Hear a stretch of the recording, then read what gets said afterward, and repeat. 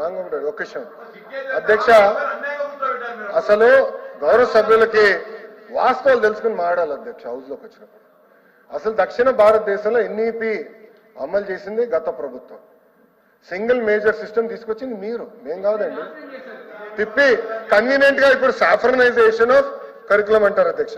ఎంతవరకు కరెక్ట్ అధ్యక్ష? ఇది ఎంతవరకు కరెక్ట్ అండి ఇది?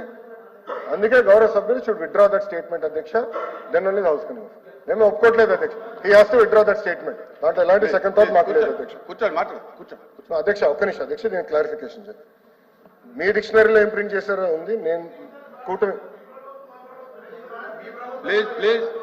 ఏంటి సార్ చెప్పండి, మంత్రి గారు చెప్పండి సార్. మీరు ప్రింట్ చేసిన డిక్షనరీ, మీరు 5 సంవత్సరాలు అధికారంలో ఉన్నప్పుడు ప్రింట్ చేసిన డిక్షనరీలో దేవుడికి అర్థం మీరేమి ఇచ్చారో నేను చెప్పాను. కూటమి ప్రభుత్వ అధికారులకు వచ్చిన తర్వాత డిక్షనరీలో ఏం అర్థం ఉందనేది నేను చెప్పదలుచుకున్నా. ఇది చాలా ఇంపార్టెంట్. క్వశ్చన్ ఏంటి, ఆన్సర్ ఏంటి అని ముందర మీ సభ్యుడిని అడగండి, అప్పుడు నేను సమాధానం చెప్తాను. God the supreme being worshipped in different religious practices emphasising a universal creator are with specific divine powers. అది మేము ఇచ్చిన అర్థం అధ్యక్ష. ఇది ఒక్క మతాన్ని కించవచ్చే విధంగా మేము ఇవ్వలేదు అధ్యక్ష. మేము ఎక్కడ ఎట్లా అందరినీ ఇంక్లూజివ్ గా మేము తీసుకెళ్తున్నాం. మేము అందరినీ ఇంక్లూజివ్ గా తీసుకెళ్తున్నాం. మీరు కావాలని సాఫ్రనైజేషన్ అనే పదం మీరు ఇక్కడ కాంట్రవర్సీ చేసాను తీసుకొచ్చారు. I'm objecting to that. I'm not accepting that. You have to withdraw. గౌరవ సభ్యుడు షుడ్ విత్డ్రా దట్ స్టేట్మెంట్ అధ్యక్ష. గౌరవ సభ్యుడు విత్డ్రా చేయాలి అధ్యక్ష స్టేట్మెంట్. కూర్చోండి కూర్చోండి. అరే ఏంటిది అధ్యక్ష? కూర్చోండి. ఏదంటే అది మేము అనుకుంటే ఎట్లా కుదురుతుంది? ప్రశ్నకు సంబంధం లేనటువంటి ఒప్పు ప్రశ్న అడగటం, దాన్ని కాంట్రవర్సీ చేసుకోవటం మంచిది కాదు. ప్లీజ్ ప్లీజ్ మంత్రి గారు ఒకసారి కూర్చోండి. ఎల్ఓపి గారు ఏంటి దాని గురించి ఏం చెప్తారు సార్? ప్రశ్న సమాధానం. ప్రశ్న ఏంటని అడుగుతుంది, న్యూ ఎడ్యుకేషన్ పాలసీ ఏదైతే గవర్నమెంట్ ఆఫ్ ఇండియా ప్రవేశపెట్టిందో దాన్ని మనం అవలంబిస్తామా లేదా?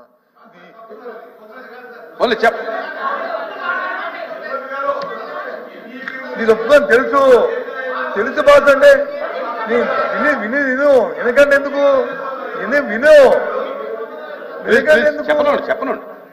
ఎందుకు ఆయనకి చైర్ వచ్చి వారికి సమాధానం ఇచ్చిన తర్వాత క్వశ్చన్ ఇప్పుడు ఆయన చెప్పిన దగ్గర వస్తారు. ఆ ప్రశ్నతో సంబంధం లేకుండా ఆయన కొత్తగా ఒక విషయాన్ని లేవనెత్తాడు. అది సంబంధిత కాదని చైర్ చెప్పినా సరిపోయేది. లేదు మంత్రి గారు వచ్చి దాని సమాధానం చెప్పి ఇప్పుడు చేస్తారు. అది ఈ సంవత్సరం కాదు, గత ప్రభుత్వంలోనే మ్యూజియం పాలసీని తీసుకోవాలి. గవర్నమెంట్ ఆఫ్ ఇండియా ఇంట్రడ్యూస్ చేసింది. దాన్ని అవలంబించడానికి రాష్ట్రాలకు వచ్చి అవకాశాలు ఇచ్చింది. ఆ రాష్ట్రం ఉన్న కాలమాన పరిస్థితుల ప్రకారం అక్కడ ఉన్న సందర్భాల ప్రకారము, అక్కడ ఉన్న ప్రజల తాలూకు మనోభావాల ప్రకారము ఆ కార్యక్రమాన్ని చేస్తుంది. అది మాట్లాడితే మరి ఎడ్యుకేషన్ మినిస్టర్ గారు వచ్చి మీరు పారిపోలే. ఆ రోజు మీరు వచ్చి మాస్టర్స్ ని పెట్టి మమ్మల్ని అవమానపరిచి మమ్మల్ని వచ్చి మెరపెట్టి బయటికి గెండించిన ఏర్పాటు చేశారు. అది చేయలేక మేము వచ్చి ఆ రోజు వచ్చి చెప్పి మేము వాకౌట్ చేసాం. ఇది మంచి సాంప్రదాయం కాదన్నా. మా చైర్మన్ గారిని యాక్చువల్ గా మేము చైర్మన్ గారిని వాళ్ళు వచ్చి మేము అనాలి, సార్ ఇదేంటి సంప్రదాయం అని. అయినా సబ్ మీద ఉన్న గౌరవంతో సబ్ మీద ఉన్న గౌరవంతో వచ్చి ఆ రోజు మేము బయటికి వెళ్ళాం. సబ్ మీద ఉన్న గౌరవంతో మేము వెళ్ళాం. అది ఆ డిస్కషన్కి వెళ్తే దానికి కూడా నేను సమాధానం ఉంది కానీ వెళ్తాం. కానీ ఇప్పుడు అడుగుతుంది ఏంటి? దేవుడు ఎడ్యుకేషన్ మినిస్టర్ చెప్తుంది దేవుడి గురించి, మతాల గురించి చెప్తాను. అన్ని మతాలు ఈ భారతదేశం అందరూ లౌకికవాదులు, అందరూ సమానం. హిందూ కావాలి, ముస్లిం కావాలి, క్రిస్టియన్ కావాలి, సిక్కు కావాలి, అందరూ కావాలి. దాంట్లో ఎవరికి ఏ విధమైన సందేహం లేదు, ఎవరికి ఏ విధమైన అందులో దురభిప్రాయం లేదు, ఏ విధమైన ఆలోచన లేదు.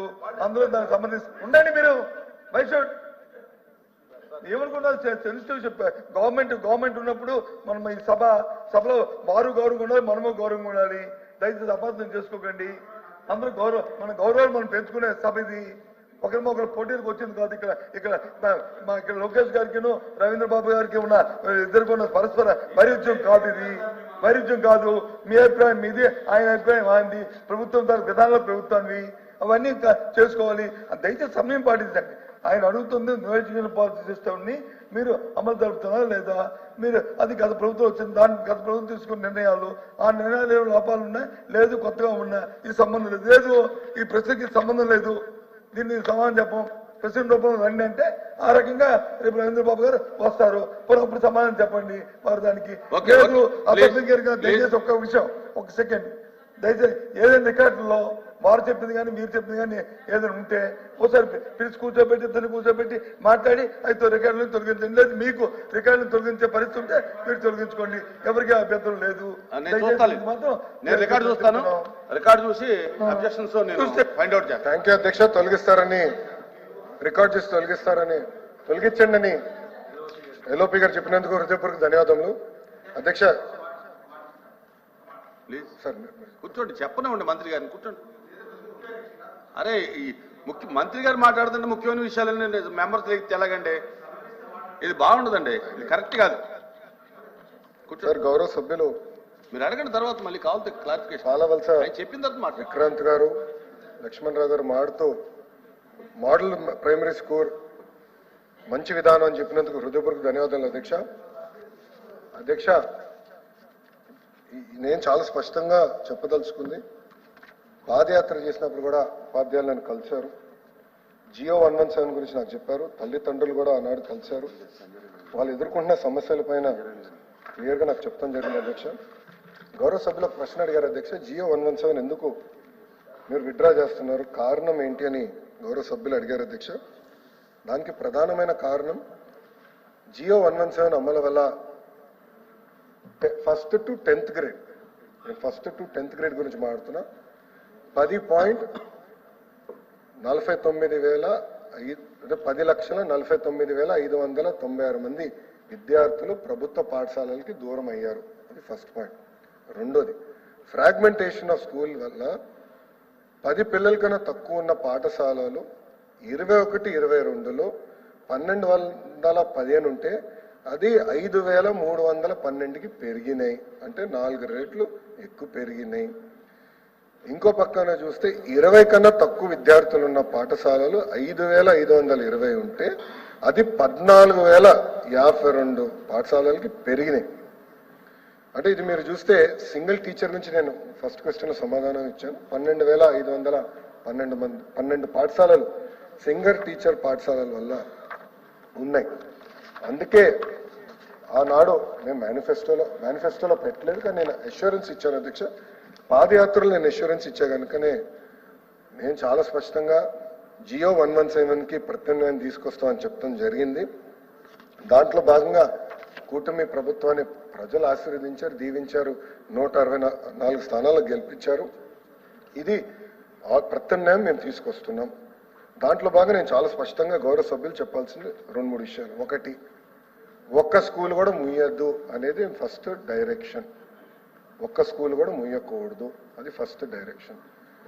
రెండోది నేనేమన్నానంటే లోకల్ కండిషన్స్ బట్టి ప్రజాప్రతినిధుల్ని, స్కూల్ మేనేజ్మెంట్ కమిటీని, తల్లిదండ్రులందరినీ భాగస్వామ్యం చేసి ఉన్న ప్రభుత్వ పాఠశాలల్లో ఇది అడ్మిషన్స్ ఎలా పెంచాలి దానిపైన మనందరం కలిసికట్టుగా శ్రద్ధ పెట్టాలి అని గౌరవ సభ్యులు అందరినీ కోరటం జరిగింది. మీరు ఈరోజు చూస్తే మోడల్ ప్రైమరీ స్కూల్కి వచ్చే గల 60 మంది విద్యార్థులు ఉంటే 1 క్లాస్ 1 టీచర్ అందిస్తున్నాం. గౌరవ సభ్యులు చెప్పినట్లు ఇప్పటికే ఆ ఎక్సర్సైజ్ ఒక లెవెల్ వరకు వచ్చింది. సుమారుగా మా అంచనా ప్రకారం ఒక 7,000 నుంచి 8,000 పాఠశాలలు మోడల్ ప్రైమరీ స్కూల్ తీసుకుంటారు. 1 క్లాస్ 1 టీచర్ అందించగలుగుతాం. గౌరవ వైకాపా సభ్యుడు పాలవలస విక్రాంత్ గారు చెప్తూ